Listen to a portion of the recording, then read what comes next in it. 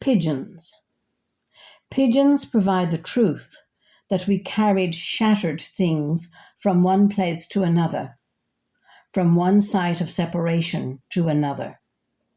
Messages, maybe, of fear, of love, of the everyday. Until we come home, by nature, by instinct, by homing devices, coping with the twists and turns of our built environments. Until we find it, and then we wing it to the coat. Inishtara, for Alison, Countess of Ross. The laurel dips its leaves, bowing to the afternoon, as the camcorr sings its way to the sea. The heavens come to meet us here in Birr.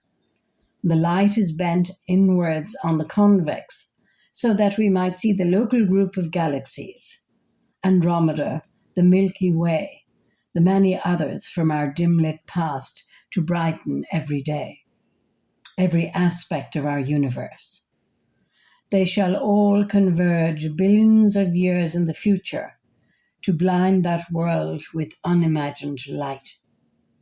But now we walk in the quiet of Inishtara, a peaceful place reached by your designed, your well-ordered bridge. The forest floor is bare, almost. The canopy too is bare, almost. The spring birth, but the gigantic lime stands indestructible by the lake, upright, proud of its congested growth. To prune or not to prune. There will be no pruning of memory. The young girl in Yorkshire, in her own way, climbing that congested growth, those clustered shoots, to reach the stars and view the heavens. Methodically, she drew up her tea things to the abode that she had made high up in the lime tree, high above the forest floor. And there she could lure and captivate her own imagination until she would translate the serrated leaves beneath her brush to a well-stretched canvas, brightening our lives with the heavens upended. You have taken root amongst us, dipped your leaves. Your branches reach to the sky and bow to western gales, prevailing gusts. But that lime, that linden, is a symbol of fidelity, a Venus tree, Aphrodite. Its scent a blend of honey and lemon peel, the joy of breaking dormancy, being intuitive, tender, empathetic, and above all kind. The camcorr joins the little brosna. They sing together, no longer winded by the harsh winter, filling the eyes of the brick bridge, hurrying to the Shannon and the sea, leaving us to the sheltered quiet and the memory. Evensong at the Bothy, for Brendan Parsons, 7th Earl of Ross, on the occasion of his birthday. Under the Earl's trees the swallows fly low, because the flies are down, right down under the atmospheric pressure. It pushes everything down, even our jubilant hearts, though not for long, thank goodness, thank all the gods, which may flit with the joyful swallows across the newly mown meadow this cold afternoon, under the Earl's trees. The air is full of the smell of meadowsweet and hay, growing pale already in the aftershock of the blades, which took it down in swarths of richness. Constantly the world grows, matures, and is replaced. We are all under the Earl's trees, sheltering from the inevitable shower. It is a full and generous canopy of verdant leaves, fed from the deep and nurturing earth. We shiver a little on this chilly July afternoon, knowing that we shall be taken into this nurturing earth from where we have come, knowing too that the Earl's trees will outlive us all, because we believe in a time of their maturity. We can imagine their full canopy, their regal standing in a time beyond our time, in a sky beyond our sky, when other swallows and other birds of the air will flit through the future under canopies created for them. And grass will grow again, and trees will fall unexpectedly some dark night of storm, blown in from the Atlantic, unimpeded by the flat sea floor of the western plains.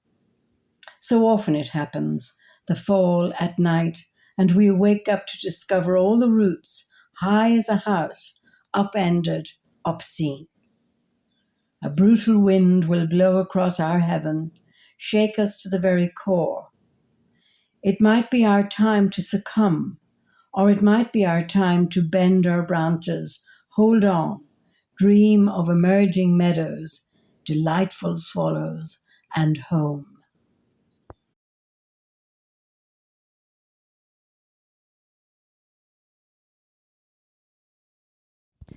What the third Earl saw. He was accustomed to pulleys and cable chains, ways to summon servants should nebula flames cool to ash. Afternoon tea in drawing room set off a jangle of bells heard in kitchen quarters, or roused housemaids from sleep in attic rooms, below turret scraping clouds high in castle firmament. Small technologies he magnified to steer skyward, wood and steel weighted with an explorer's desire for starry acres. Optics cast from copper and tin alloy, mirror making speculum, reflected far as Highway 51 in outer space, millions of light years from the Milky Way. Moon-round cyclops portholed a treacly black universe, tracked silver veins in celestial mines, Canis Venatici, a constellation named for hunting dogs, reminder of horse and bugle, phosphorus bubble, snail-shaped, the hunter's prize. Luminous spiral, new stars birthed bright detonations, not melancholy hued, but blushed heavenly blue. Older stars gravitate centre, yellow-tinged pale dandelions, withering away. The third Earl must have fallen spellbound, beholding Messier's whirlpool galaxy, plotting future pathways. Miraculous Leviathan, such divine sightings gifted you, but a mere glimpse of greater grandeur.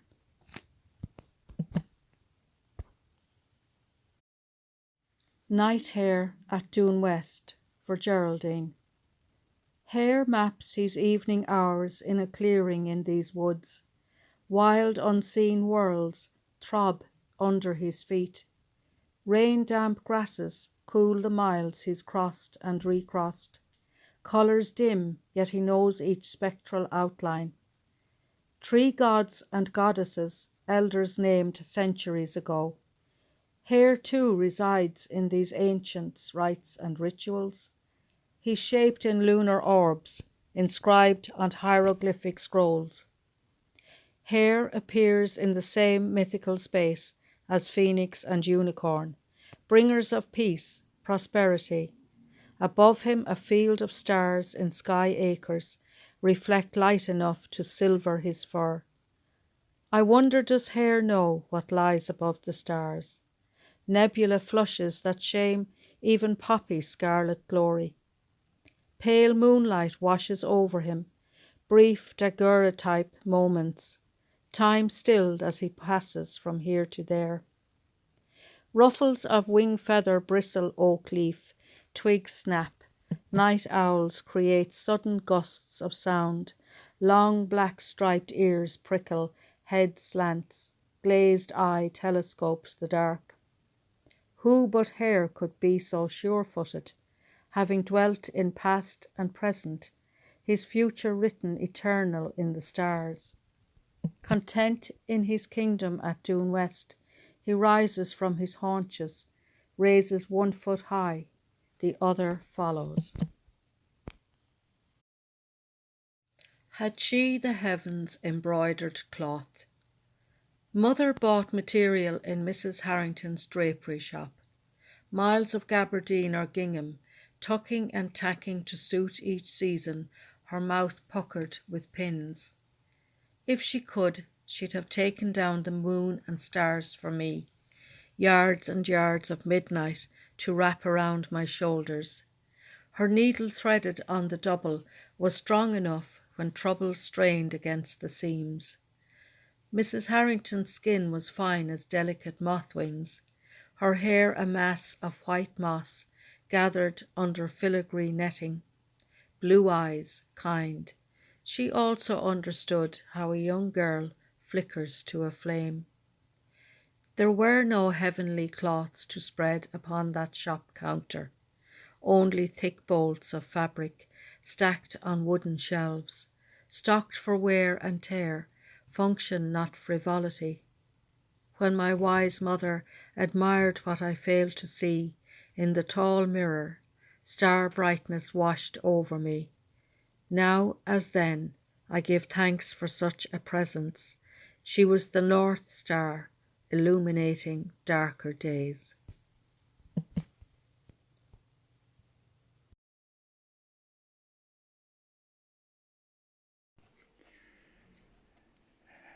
The heavens have their own way of measuring time. Nature has the seasons. A midwinter day. There were snowdrops in the graveyard today. First growth of the season, or maybe last. Nature has its own calculating way with calendar for future times and past. It was the winter solstice where we stood, with Jupiter and Saturn now aligned. The planets in conjunction understood the scale of time the aeons have designed. A life had reached its ordained plan of days, the years amassed in earthly orbits told. The limestone dates were chiselled in display, where earth declares the freedom of the soul.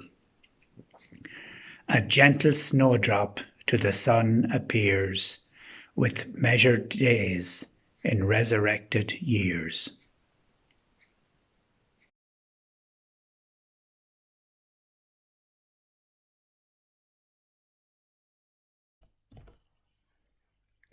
Your only good dress.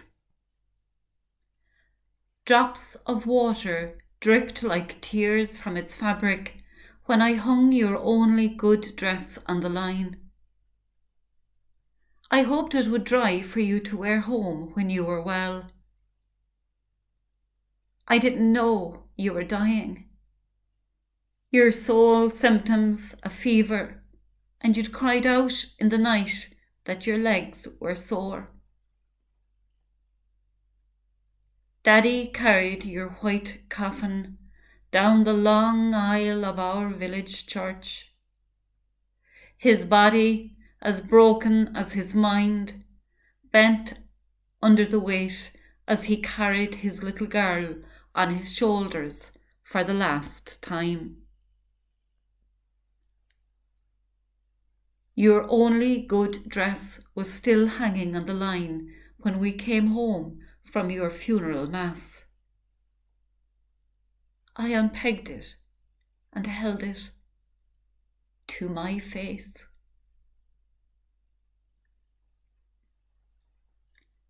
Climbing Crahan Hill. Your body creaks as you stoop to rake the ashes. Sod by rich black sod, you fill the grate, move the kettle closer to the flame. We'll wet a sup of tea, you say. I inhale your essence of turf, tractor oil, tobacco.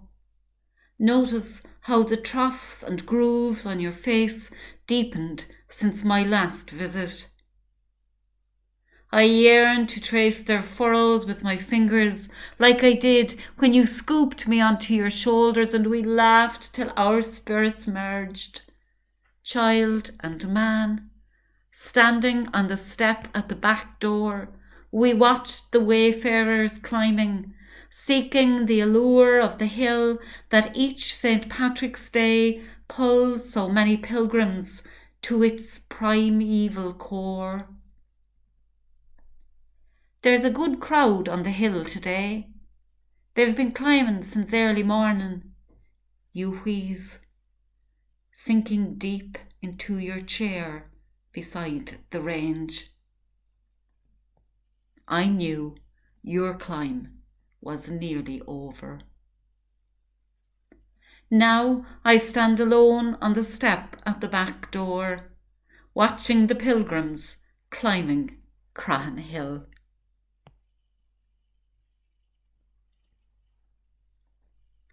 What was it like? What was it like to die without weaning me from your breast? What was it like to watch as I struggled to stay suckling and drooling on your milk while they wrenched me away, and I knew that you, like the memory of your scent, would soon be gone?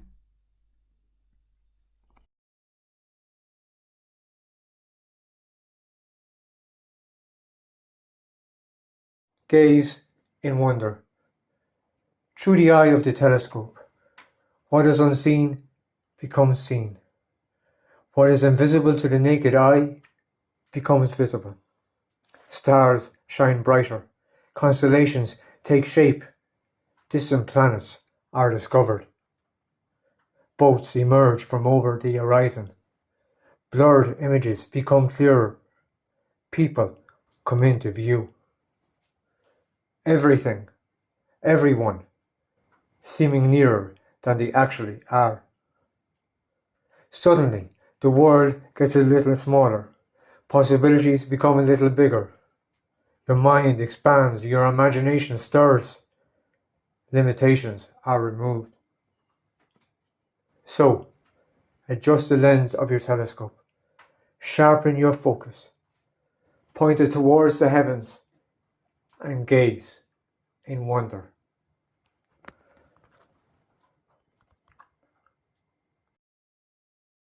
Mapped out. Is it written in the stars? Is our road mapped out ahead? Can we travel there by cars, magic carpets, or in our beds? Can you read it in the cards, cryptically hidden in your star sign? Does it predict life on Mars? Will it reveal to me at what time? It will all come together, or is that in the hands of the gods? Is there love or some treasure at the end of it all? Perhaps you believe in fate, if it's predestined to be. Or do you have faith in a higher power, he or she?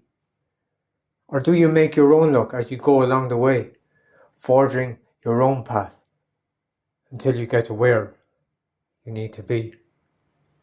Trust in your instincts, follow your own heart, write words so succinct they give dreams a jump start. There's one thing I know right, that's absolutely clear. I was destined to be a writer, destined to be here. On stage in front of you, wherever that may be, to myself being true, reciting my poetry. It's written in ink, star-shaped and guaranteed. When I come to think of it, it's mapped out for me.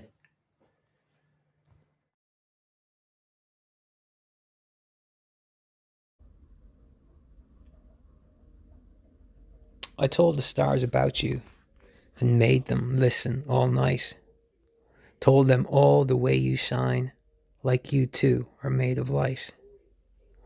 I think they agreed with me, for in each twinkling reply, every time I said your name, they spelled it out across the sky. Oh, I told the stars about you, and I'll be telling them again, 'cause these feelings will be around till all those stars come to an end.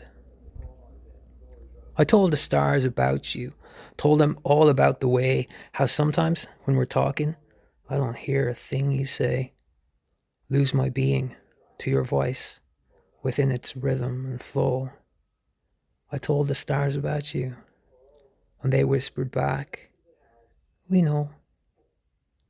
Oh, I told the stars about you, and I'll be telling them again, 'cause these feelings will be around till all those stars come to an end. I told the stars about you, for they keep their secrets well. With the night shared that embrace, one the day can never tell. Maybe, someday, you'll feel it and see it's here in all I do. And maybe, some night you'll know I told the stars about you.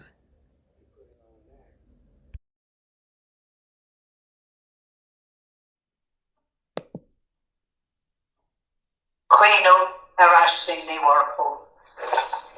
Solas na Shiahana Arts Ashley, a Wonchors Bragwood Plish the Queen, a Kyotor Comasock, a Yarvig Direct and Wild, Bonleak a Glock and come on the fun. The Shelby Spring John Kyoto Ashley, the Troro Three Kyover on the Kianta. And not to throw there is Dorcas or Winter on Eileen and Grainne dot Joe. On Fossil Brojo Fairward Fialta Debok Twan.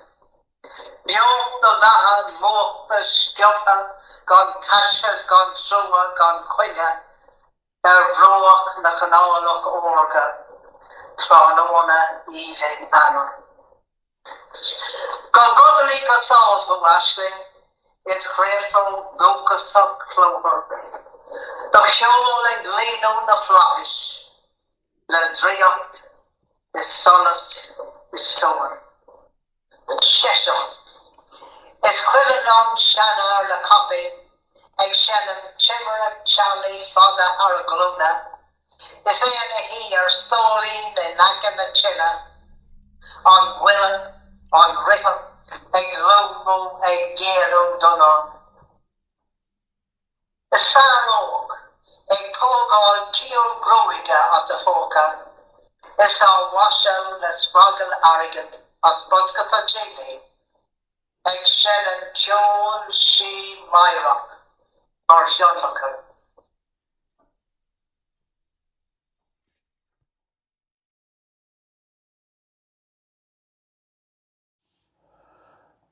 The creature on a distant globe is gazing at the earth and thinking empire.